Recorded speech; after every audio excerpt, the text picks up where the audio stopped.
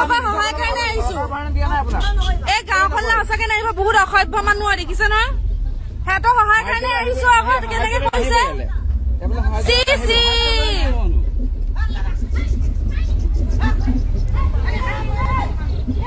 চক গাইজ ইমান অসভ্য মানুহ দেখিছে নাই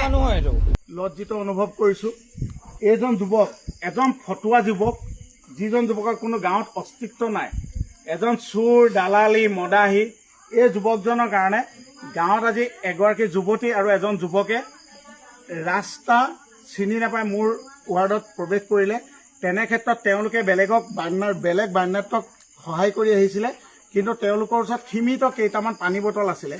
পানী বটলকেইটা দি অহা অৱস্থাত এইজন যুৱকে অভদ্ৰামী কৰিছিলে আৰু যিটো আজিৰ তাৰিখত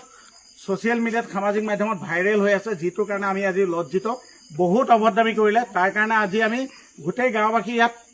সমবেত হৈ এইজন যুৱকক আমি যি গাঁওবাসী হিচাপে শাস্তি দিব লাগে আমি দিছোঁ গতিকে অসমবাসীৰ ওচৰত আমি সম্পূৰ্ণৰূপে লজ্জিত আৰু আমি ক্ষমা বিচাৰিছোঁ আপোনালোকৰ ওচৰত কৰ জোৰে গোটেই গাঁওবাসী হৈ ক্ষমা বিচাৰিছোঁ আপোনালোকে আমাক ক্ষমা কৰিব আৰু যদি এনেকুৱা যুৱক এইটো এৰিয়াত আহিলে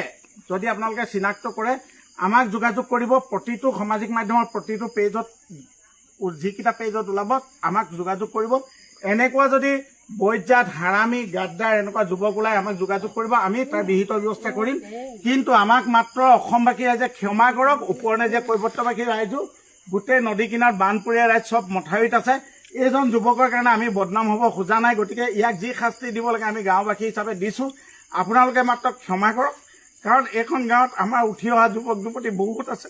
বহুত মানুহ আমাক সহায় কৰিবলৈ আহি আছে